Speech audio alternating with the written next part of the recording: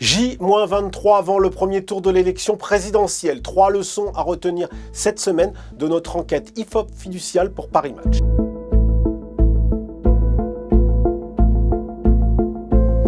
Première leçon, le chef de guerre Macron rattrapé par le candidat.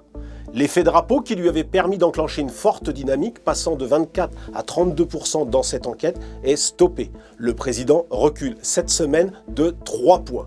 Protégé jusqu'à présent par la guerre en Ukraine, le candidat semble avoir pris la place et ses premiers pas de campagne le fragilisent, notamment entre le refus de débattre et la retraite à 65 ans. Deuxième leçon, la dynamique Mélenchon. Le leader de la France Insoumise termine la semaine en trombe avec 13,5% des intentions de vote, soit son meilleur score depuis le début de la campagne.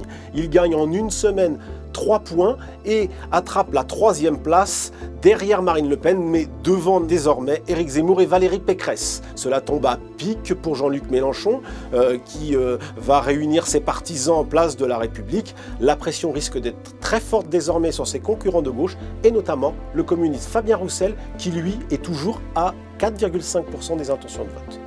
Troisième leçon, le déclin des candidatures. Éric Zemmour et Valérie Pécresse. Le premier paye cher la guerre en Ukraine. Il est le plus touché par ce conflit qui surgit en pleine campagne présidentielle. Ses intentions de vote fondent comme neige au soleil. Le voilà dans un faux plat autour de 13%, mais à la 4e place, décrochée de Marine Le Pen.